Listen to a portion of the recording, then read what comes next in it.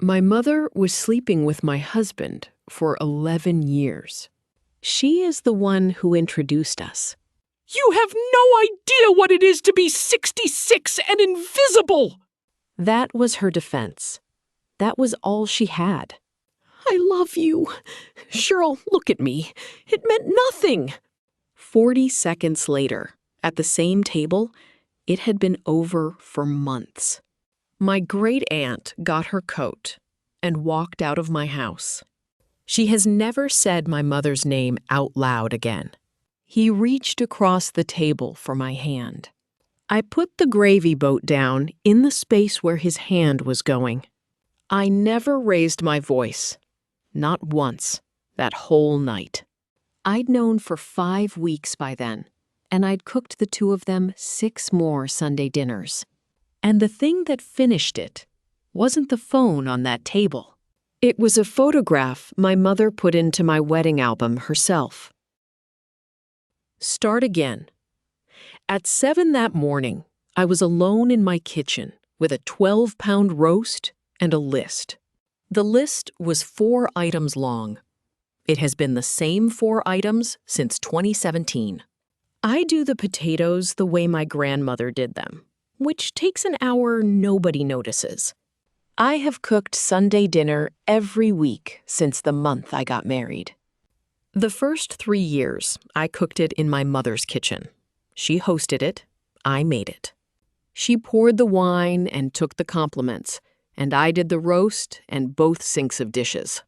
Then my father died, and she said she couldn't have people in that house anymore. So it moved to my table. I said I'd take it for a month. That was 6 years ago. My mother told people about it the way other women talk about a country club. Sunday at my daughter's. Like an address. Like something she owned outright. She showed up at 9. Dinner was at 6. I came early to help, she said, and took my apron off the hook before her coat was off. She has a key. I gave it to her myself, in an envelope, the week we closed on the house. She reorganized my spice drawer in 11 minutes. I timed it once, years ago, as a joke. Then she moved the coffee maker 8 inches to the left, where she likes it. I moved it back every Monday for 6 years. She moved it every Sunday for 6 years. Neither of us ever said a word about it. That was the whole marriage, right there on the counter. I made Clarence's coffee. 2 sugars, splash of cream, the blue mug he likes. I have made that man his coffee every morning we have been in the same building. My mother watched me do it, all the way to the end, and then took the mug out of my hand. He doesn't take sugar anymore. She said it the way you'd correct a child's spelling. I told her I'd been making that man's coffee for 9 years. I know, she said. Not unkind. That is what I keep coming back to. She wasn't being unkind. She didn't even slow down. And he's been pouring half of it down the sink for 9 years, sweetheart. I stood in my own kitchen and apologized to my mother for the coffee. Clarence came in from the yard at 10, with grass on his shoes and the mower still ticking outside. Whatever my mother said to him at the counter, I didn't hear it. I was in the pantry with the flour. I heard him laugh. Then I heard her laugh under it, lower, like a second voice in a song. I came around the corner, and both of them stopped at the same time. Not fast, not guilty. Just together, like 2 people who had done it before. He picked a piece of lint off her cardigan and flicked it at the trash, and missed. I gave him that watch for our 5th anniversary. I saved for 8 months to do it right. I had the back of it engraved. 9 words. It took me 2 weeks to get them down to 9. The man at the shop read them and said his wife would have cried. I paid him extra. Clarence wore it every single day after that. showered in it, mowed in it. I used to think that meant something. It did mean something, just not the thing I thought. "What's funny?" I asked. "Nothing," my mother said. "Your husband's being an idiot." And he grinned at her. Not at me, at her. Then he said, "She started it." And my mother said, "I never start anything." It was the kind of exchange you have with somebody after a lot of years. I laughed too, because that is what I do. I laugh, and I keep the day pleasant. 9 years, and I never once asked a question that would ruin a dinner. Remember that about me. It is going to matter later. I went back to the roast, and I did not turn around again for 10 minutes. Behind me, the two of them argued about whether the beans needed doing early. He crossed the kitchen with his coffee and stopped at her chair on the way past. And he kissed the top of my mother's head. Just leaned down and did it, like a son, like a husband. She patted his arm without looking up from her phone. And I said, "Thank you for the coffee." 6 o'clock, and my dining room sounded like a restaurant. 5 of us. My great-aunt Rosemary at the far end, where she has sat since the first one. My sister Meredith on my left, working through the potatoes like it was a job. My mother on the right, and Clarence beside her on the corner, carving. 6 years at my table, and I had put those two elbow to elbow every single week. So they wouldn't have to lean to talk. I did that. I arranged it myself. I thought I was being a good hostess.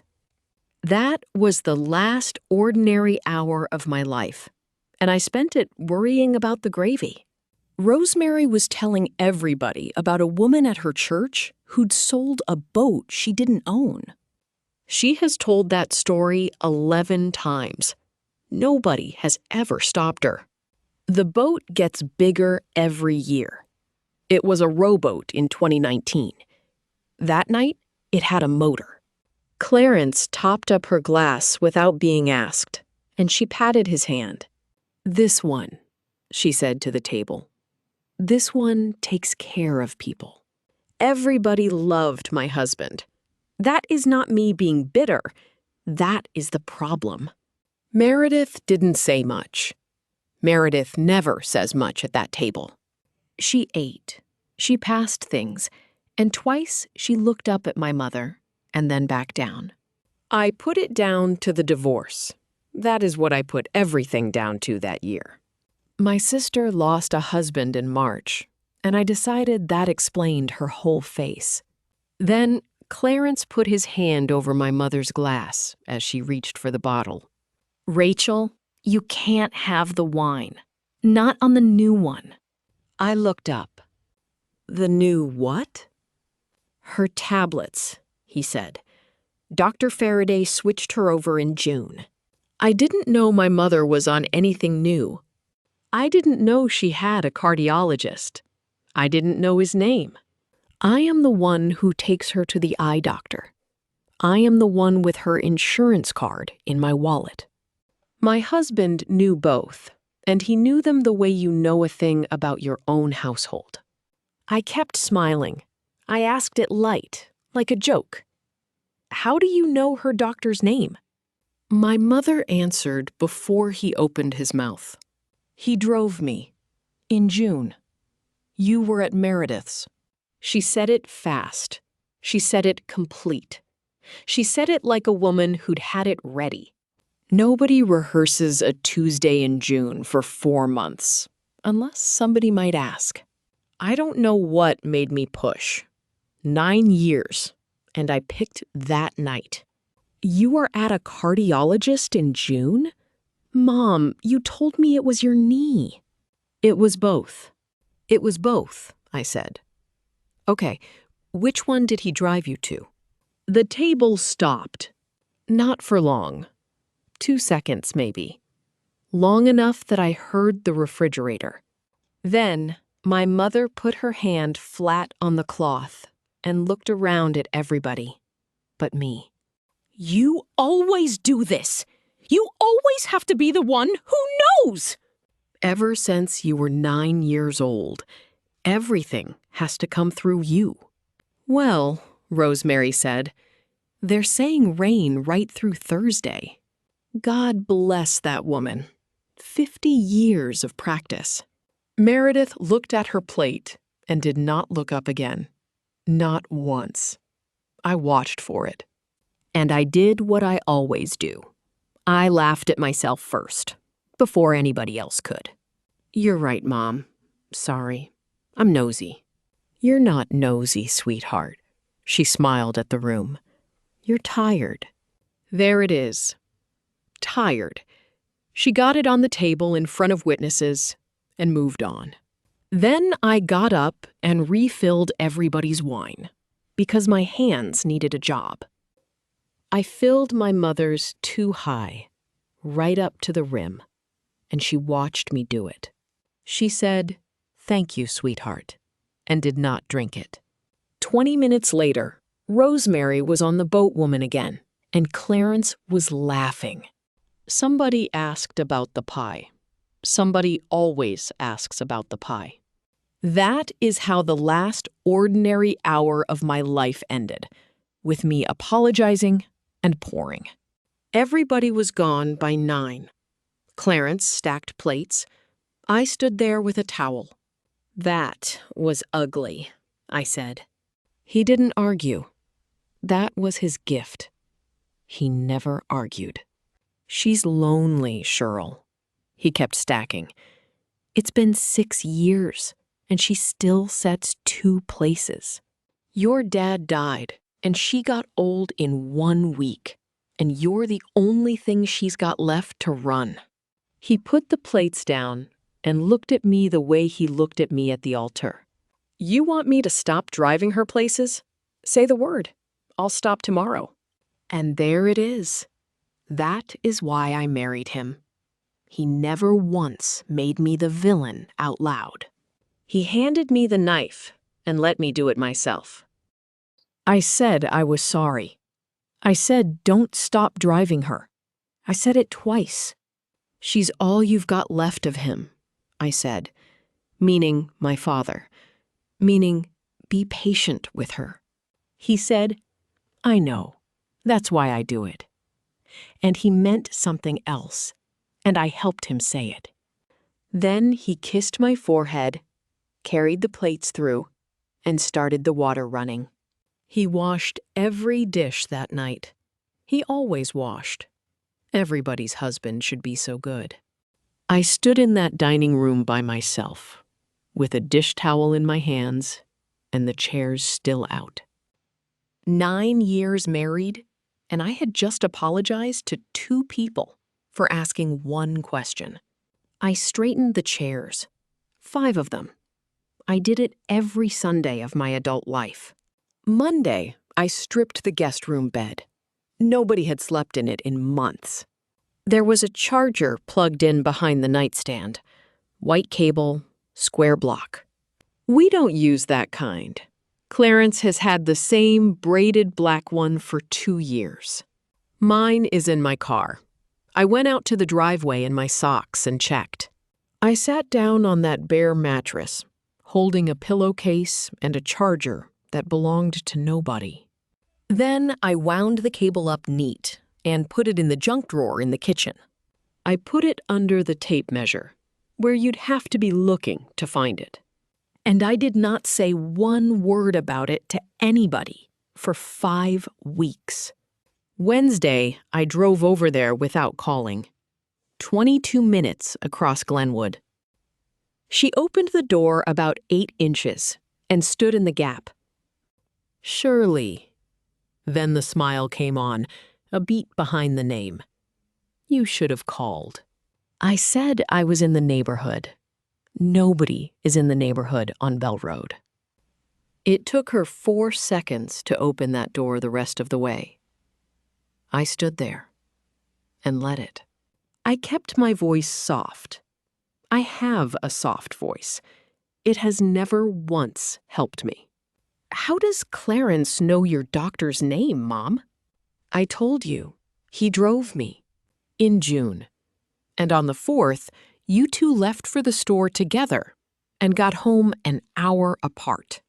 She put her cup down on the saucer without a sound. That woman has never clinked a cup.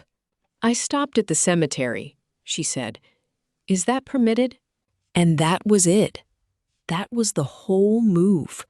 6 years. And she still had it loaded. Since your father died, I have no one. No one calls me. No one comes. And now, my own daughter drives across town to interrogate me at my kitchen table. Her eyes went red on cue. Mine went red because mine always do. I want to tell you I held the line. I didn't. I told her I hadn't been sleeping. I told her the anniversary of Dad was coming up. I gave that woman 4 different excuses for my own question, one after another. She took all 4 and picked the one she liked. You're run down.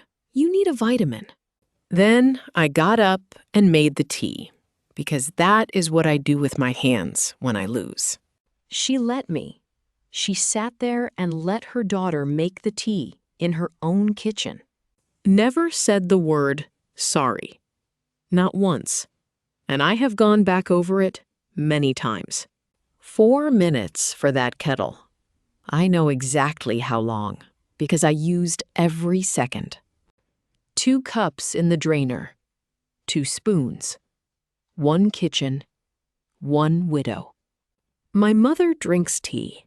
My mother has drunk tea since 1979, and she says so at parties. And folded on the counter edge, squared up, a yellow sweetener packet. The pink ones are hers. They live in a dish by the stove, and they have for years. Clarence carries the yellow ones in his jacket. He has since his physical 2 years ago. I said I needed the bathroom. 2 toothbrushes in the cup by the sink. One of them, hers, splayed out, worn down the way they get.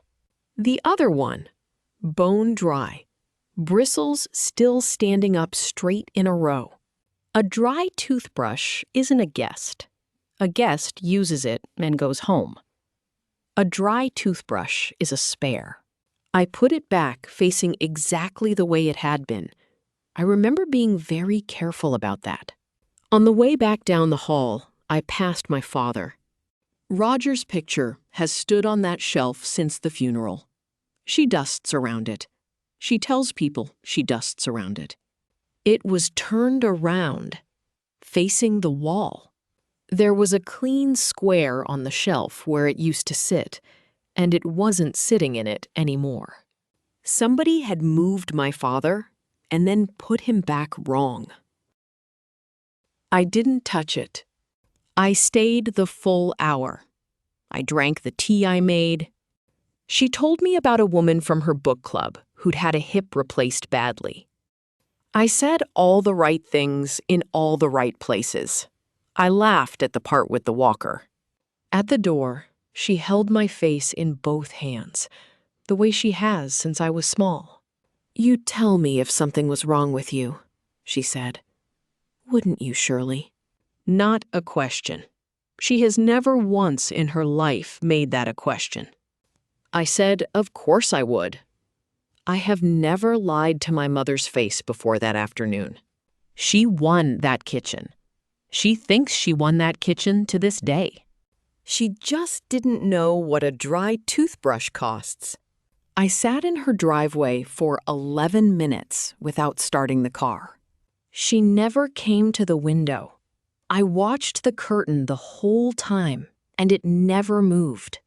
That woman knew exactly what I'd been doing in her bathroom, and she let me leave. 9 years I have told that man everything. Where I went, who I saw, what it cost.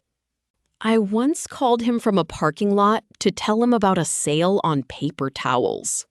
I drove home, and I did not tell him I'd been there.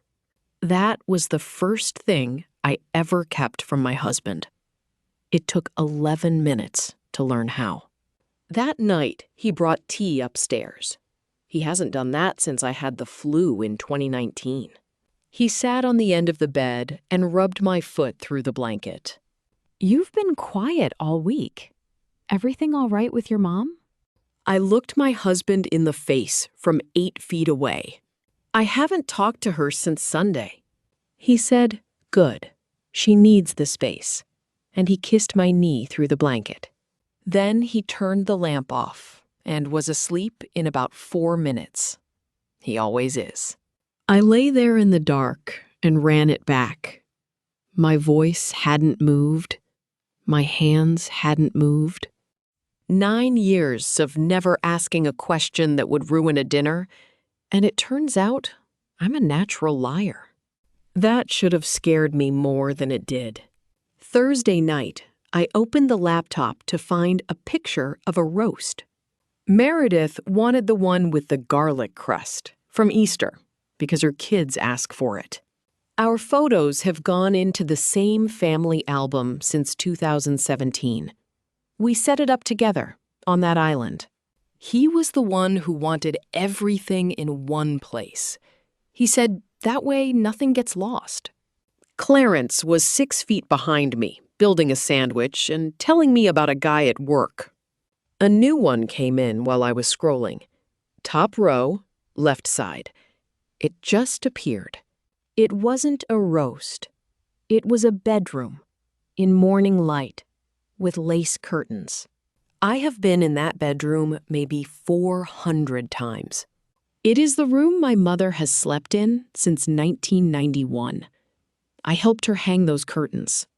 On the nightstand, there was a watch, lying on its back. I zoomed in until it went soft, and then I zoomed in past that. Steel case, brown strap gone dark at the third hole, where his wrist sits. The engraving was right there, facing the ceiling. 9 words I picked out in 2021. There was a glass of water beside it, and a paperback with the spine broken back. She reads with the spine broken back. I have told her 100 times it ruins the book. The bed behind it was not made. My mother makes her bed before she puts her slippers on. Behind me, my husband asked if we had any of the good mustard. I said, it's in the door, second shelf, behind the pickles. He found it. He said, thanks, babe. He kept talking about the guy at work. I closed the laptop. I did not slam it. I put my hand flat on it and closed it. Then I asked him, from the stool, without turning around, what he did Tuesday morning. Tire place, he said, through the sandwich. That grinding noise. They were slammed. Took 2 hours. He gave me the name of it. Kaplan's, out on Route 9. He gave me the part they replaced and what they charged him for it. $206. That is what a good liar does. He hands you something you can check because you never do. I asked if he still had the invoice. Easy, bored, cutting an apple. Threw it out. You know what that place is like, he laughed. Guy writes on a napkin. 9 years, and I had never once asked that man for a receipt in my life. He didn't even look up. He put the mustard back in the door, second shelf, behind the pickles.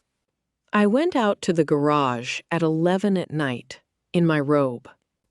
Same yellow chalk mark on the back tire from the rotation in March. Untouched. Same sticker on the windshield. Same mileage on it. 4,000 miles ago. Nobody had put a wrench near that car since spring. I called Kaplan's Friday morning from the grocery store parking lot. The kid put me on with the owner. He was very nice about it. He looked twice. No Radcliffe. Not that Tuesday, not that month, not ever, in 9 years of records. I thanked him and bought a rotisserie chicken and drove home. and made my husband dinner. He didn't know it landed. That is the part I want you to understand. He slept fine. Saturday, I drove to Meredith's and said it out loud on her front steps. I think Clarence is sleeping with Mom. My sister did not gasp. My sister did not say, "What are you talking about?" She did not tell me I was tired. Everybody else that month told me I was tired. She looked at the road for 11 seconds. I counted them. I count things now. 2 years ago, she said, outside the Blue Star, in Hadley. They were in his car in the lot, not touching, just sitting there at 9 at night, an hour from home. She had her shoes off, Meredith said, on the dash, like a kid. My mother has not taken her shoes off in front of another human being since 1994. 2 years, Mur. I told myself it was a ride home. She finally looked at me. Then I told myself it wasn't my marriage. You sat at my table 20 times since then. I know. You watched me carve for them. I know, she said, and she started crying, and I didn't say one word to stop her. So I wasn't the first to know. I was the last one at my own table. My great-aunt, my sister, God knows who at that church, and every one of them let me carve the roast. I cried in Meredith's bathroom for 4 minutes, and then I washed my face and drove home. That night, I made a folder on the laptop and named it Recipes, because I am not stupid. 11 photographs, screenshots with the dates showing. The tire shop, in writing. I wrote down every Sunday she'd come early, and every Tuesday he'd been slammed at work. Then I went upstairs and asked my husband if he wanted anything from the kitchen. The Tuesday after that, she let herself in at 10 in the morning with a chicken casserole. She has had a key since we bought the house. I gave it to her myself, in an envelope with a bow. By noon, every cabinet in my kitchen was open, and my plates were on the island. These have been wrong since you moved in, she said. Heavy things go low, Shirley. She stayed 4 hours. She had never once stayed 4 hours on a Tuesday in her life. At 2, she asked, from up there with her back to me, whether Clarence had said anything about her lately. I said, no. I asked why. No reason. She came down off the stool and folded the towel. You just seem tired, honey. You look tired. She said the word tired 4 times before she left. I counted that too. She was checking whether I was still the same. I let her think I was. When she'd gone, I stood in that kitchen and looked at what she'd done to it. Every plate off the shelf, every glass moved. My grandmother's mixing bowl on the top shelf where I can't reach. She had been in my house for 4 hours and rearranged the one room that was mine. I put it all back that night. It took me until 11. I did not tell Clarence why. 2 weeks in, Rosemary called me. Rosemary does not call. Rosemary sends cards with birds on them. She asked how I was sleeping, then whether I was eating, then whether I'd seen anybody. She used my grandmother's exact sentence. Nobody's judging, sweetheart. We just want you looked after. They medicated my grandmother at 61 and moved her into a room with a view of a parking lot. My mother told that story at every holiday for 15 years as a warning. Now she'd been on the phone to my family for a week, building the version where I'm the one who's unwell. The 4th Friday, my husband printed something out and stood there holding it like flowers. 2 nights at the Wren house in Hadley. Our anniversary. He'd taken the Monday off work. "We've been bad at us," he said. "I want to be better at us." 9 years, and that man had never booked anything but a dentist. I read it twice, standing up. Room 214. Late checkout. He'd asked for late checkout. "Hadley," I said. "It's an hour. It's the little inn with the porch. You said you liked it." I have never in my life said I liked it, because I have never in my life been there. The next day, I cleaned out his car, which is a thing a good wife does. Under the manual, folded twice, a parking receipt from Hadley. April. Overnight rate. The Wren House charges $11 a night for the lot behind it. $11, in and out stamped. He wasn't taking me somewhere new for our anniversary. He was taking me to their place and asking for the late checkout. I put my arms around his neck and told him it was the sweetest thing he'd ever done. I meant every syllable of how I said it. That is a skill now. He taught me it himself.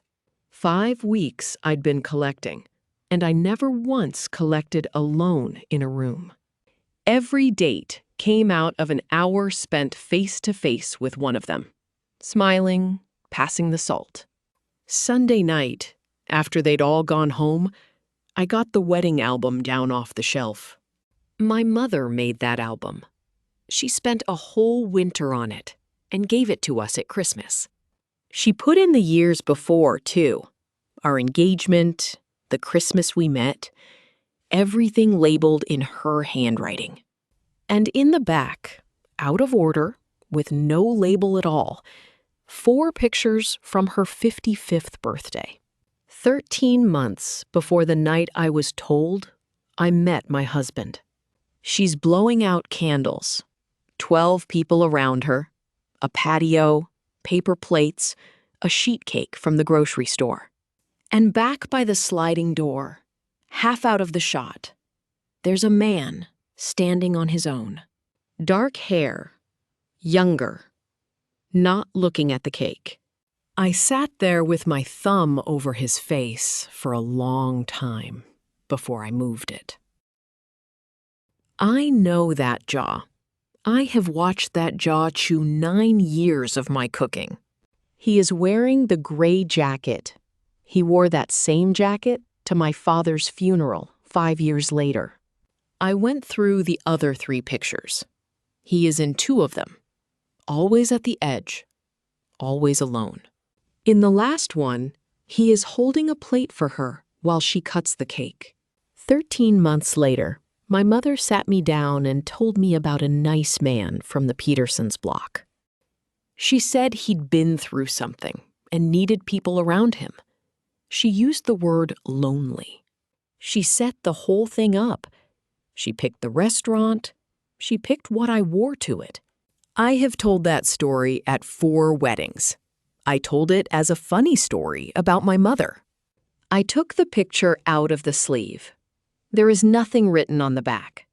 Everything else in that book is labeled. I put it in the folder called Recipes, and I did not understand yet what I was holding. Upstairs, my husband was asleep with the light on and a paperback on his chest. I turned his light off and went back down and wrote out Sunday's menu on the back of an envelope. 6 days out, and I already knew where every single one of them was going to sit. I cooked the whole thing myself. Nobody helped. I called my mother and told her not to come early. She asked why 3 times. I said I had it handled. Roast, the potatoes Meredith likes, green beans, and a pie I did not need to make. I set 5 places.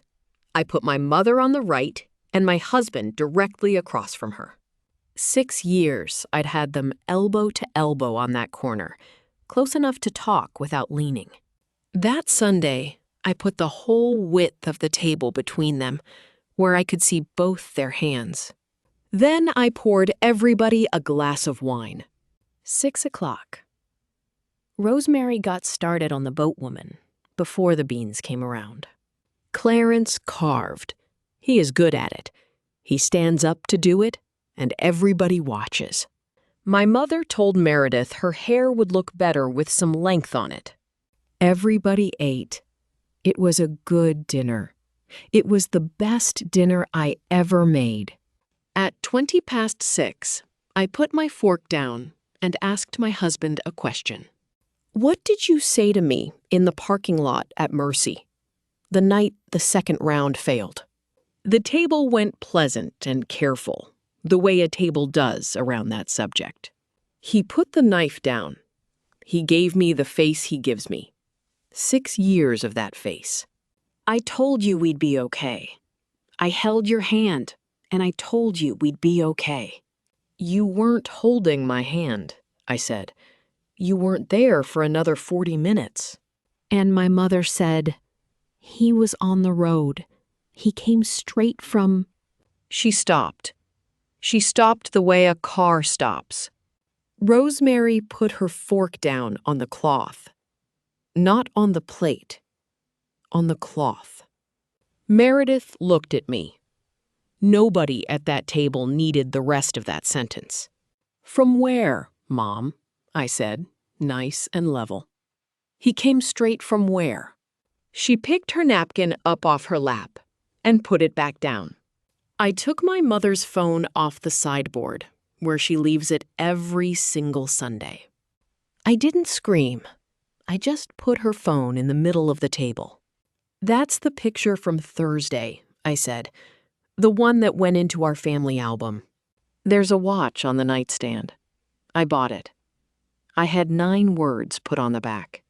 For the man who never had to be asked. Nobody said anything. And then my husband reached across the cloth and put his hand over hers. Not to comfort her. It wasn't a decision. It was a thing his arm already knew how to do. Right there beside the gravy boat, in front of my great aunt, with the phone still lit between them. He left it there 3 full seconds before he understood what he had just done in my dining room. My mother did not deny it. I want that on the record. She never once denied it. She came up out of that chair so fast it went over backwards onto the floor behind her. Her wine went with it. Red. All the way across a cream tablecloth I have washed 100 times. You have no idea what it is to be 66 and invisible! Your father died, and the phone stopped ringing. Nobody comes. Nobody calls a woman my age. You were busy. You were always so busy with your appointments and your treatments. She said the word treatments at my table, in front of my great aunt, and she used it as a defense. He was kind to me. She looked around for somebody to agree with her. He was kind to me. So I did the arithmetic out loud for the room before I put anything else on that table. There's a man standing by your patio door in the pictures from your 55th birthday.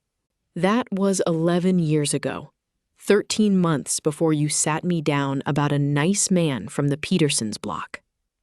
And Dad was alive. He had 5 years left. He was in the den with the game on while you cut that cake. So don't tell this table you were lonely. You weren't a widow yet. Rosemary looked at her plate. Rosemary has known that woman 66 years. Nobody said one word. My mother sat in a room full of her own family and got nothing back. Clarence started with love. They always start with love. He came halfway across that table and got hold of my sleeve. In the wine. In front of everybody. I love you. Cheryl, look at me. It meant nothing. I took my arm back out of his hand without looking down at him. Then, 40 seconds later, it's been over for months. It ended in the spring. Both. in the same breath, at my table, in front of my great-aunt. It meant nothing, and it was over. Pick one. He never could pick one. So I gave them the rest of it out loud, while the gravy went cold in the boat. April 11th. The Wren House in Hadley.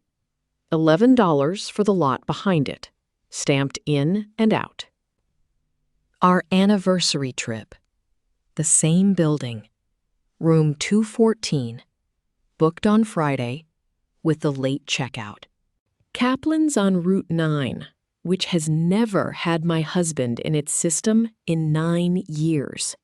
June, and a cardiologist whose name I learned from my husband at my own table. A white charger in my guest room. A dry toothbrush in her bathroom. 2 coffee cups in a widow's drainer. I've known for 5 weeks, I said, and I have cooked the 2 of you 6 dinners since. Nobody moved. Clarence started to say my name, and I put my hand up, and he stopped. 6, I said. Count them with me if you want. I can tell you what we ate. Rosemary said, Shirley. Just my name, very quietly, the way you talk to someone on a ledge. I told her I was fine, and I have never in my life meant it more. Then I put the birthday picture down next to the phone and turned it around to face her. Mom, tell them when it actually started. She looked at it a long time. She is not stupid. She knew exactly which one it was. You brought him to Thanksgiving that year, I said. You sat him next to me. You told Dad he was a nice man with nowhere to go, and Dad carved him a plate. You picked the restaurant for the first date. You picked the dress I wore to it. He wasn't going to stay, she said. Your father was in that den. He was going to be in that den until the day he died, and he was. And men like that one don't stay with a woman my age. I knew that inside of a month. So I brought him to the house. She looked straight at me. You were single. You were easy to please. I thought if he married you, he would never leave. 13 months before I met my husband, my mother sat at a birthday party and decided where I was going to spend my life. The wine was still running out toward the phone. Not one person at that table put a napkin on it. Rosemary got up and took her coat off the back of her chair. My mother put a hand out after her and said her name twice. Rosemary walked straight past that hand and out through the doorway without turning her head. She said goodnight to me on the way. She said goodnight to Meredith. To my mother, nothing.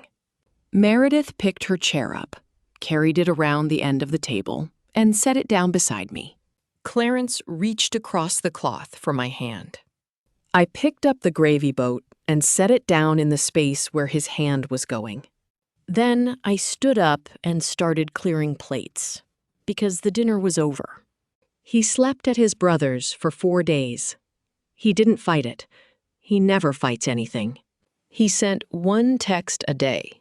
Short ones, the kind you can show people later. I packed in those 4 days. I did not take the china, and I did not take the silver. Out of that whole kitchen, I took one thing, my grandmother's recipe box, in her handwriting. He left the watch on the island when he came for his shirts, set it down where I'd see it. I put it in the trash with the coffee grounds and took the bag out to the curb that night. Here is the part nobody plans for, and the part I want you to sit with for a second. Sunday dinner was never his. It was never hers. It was mine. I bought it. I cooked it. I said it. So I stopped. Nobody sent a letter. Nobody made a speech. There was just no dinner anymore. ever again. Rosemary stopped calling my mother inside of 2 weeks. 66 years. Done in 2 weeks. She still calls me on Thursdays. She has never once said my mother's name to me since. My cousins started going to Meredith's on Sundays. Meredith orders a lot of pizza. They go anyway. The church women found out the way church women do, and my mother quit the committee in November. Within a month, my mother and my husband had exactly what they had arranged for. Each other. He moved into her spare room in November. There was nowhere else that would still have him. His brother's wife wouldn't have him past a week. The men he golfs with stopped answering. He kept the job. He always keeps the job. He just eats every meal across from a woman 30 years older who cannot leave the house without being looked at. Meredith drove past on a Tuesday and saw the two of them eating at that little round table. Not talking. Plates, salt, a paper towel each. My father's picture is back up on the counter, facing out into the room. She turned it around again. Now it watches them eat. Every day, both of them, at the table for two. That is not something I arranged. That is just what that house looks like now. The house sold in the spring. We split it down the middle, and neither of us argued about a thing. He asked for the photographs. I mailed him the photographs. All of them, including the album. I listed the table online for $140. It sold in 9 minutes. 2 kids came in a pickup on a Saturday. They asked if it was solid oak. It is. It was my grandmother's. One of them told me they were setting up their first apartment and needed something that seats a lot of people. I stood on my own porch and watched my table go down the driveway on its side. I kept the chairs. I don't know why, and I am not going to pretend I do. I live an hour north now, in a 2-bedroom over a hardware store in Ashfield. The first Sunday I cooked for one and ate standing up at the counter, out of the pan. The second Sunday, Meredith drove up with a pie she bought and pretended she didn't. She comes most weeks now. Sometimes Rosemary rides up with her and complains about the stairs the whole way. We eat at 6.